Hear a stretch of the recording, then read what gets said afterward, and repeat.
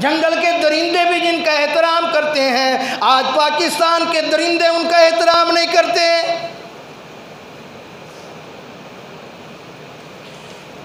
میں نے سیدنا عثمان غنی رضی اللہ تعالیٰ عنہ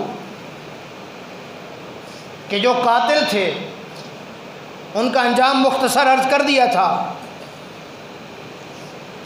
جس نے بھی زندگی میں کسی بھی صحابی رسول کی شان میں گستاخی کی ہے، اللہ نے دنیا میں بھی اس کا انجام دکھایا ہے، دنیا میں بھی۔ حضرت سیدنا ابو ہریرہ رضی اللہ تعالی عنہ، ابو عروہ کہتے ہیں ان سے ایک آدمی نے ایک مسئلہ پوچھا، انہوں نے مسئلہ بتایا، اس نے کہا جی اس کی دلیل کیا ہے؟ انہوں نے کہا سیدنا ابو ہریرہ رضی اللہ تعالیٰ عنہ سے یہ حدیث روایت ہے۔ اس نے کہا میں حضرت ابو ہریرہ رضی اللہ تعالیٰ عنہ کی بات کو نہیں مانتا، اس کا یہ کہنا تھا اسی وقت مسجد کی چھت سے ایک سانپ گرا اور اس آدمی کے اوپر آ کر گرا۔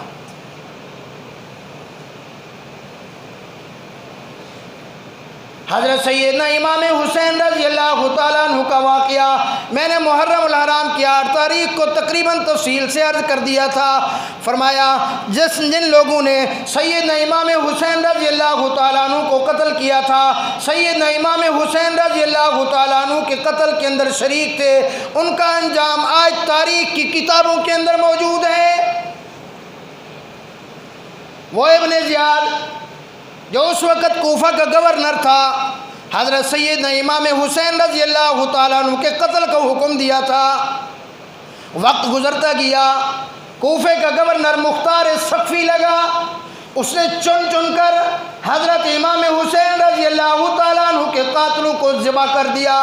چن چن کر ان کو قتل کر دیا، چن چن کر ان کو زندہ جانوروں کے چمڑوں کے اندر ڈال کے زندہ جلتے ہوئے تندوروں کے اندر اس نے ڈال دیا۔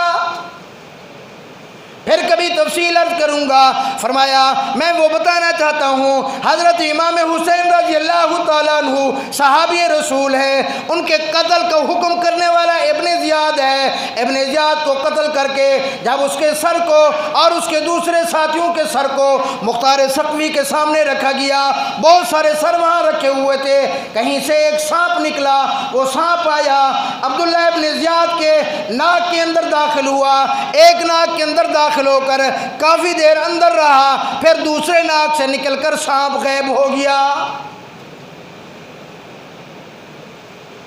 صحابہ کرام رضوان اللہ علیہم اجمعین کی شان کے اندر گستاخی کرنے والے کو اللہ نے دنیا کے اندر بھی دکھا دیا۔ حضرت سیدنا امام حسین رضی اللہ تعالیٰ عنہ کو جس بدبخت نے نیزہ مارا تھا، فرمایا اس کے بعد اتنی پیاس لگی، پانی پیتا گیا، اس کی پیاس نہیں بجھتی تھی، وہ تڑپتا رہا، تڑپ تڑپ کر اس نے اتنا پانی پیا، اس کی پیاس نہیں بجھی، اسی حال میں اس کا پیٹ پھٹا اور وہ مر گیا۔ اللہ نے دکھا دیا جس نے ایک صحابی رسول پر پیاس کی حالت کے اندر حملہ کیا تھا، اللہ نے اس کو دنیا کے اندر دکھا دیا کہ اس کا یہ انجام ہوتا ہے۔ صحابہ کا مقام بڑا بلند ہے، صحابہ کا مقام بہت اعلیٰ ہے، وہ صحابہ کا مقام اللہ اکبر، اللہ نے خود قرآن میں کہیں فرمایا اولئک هم المؤمنون حقا،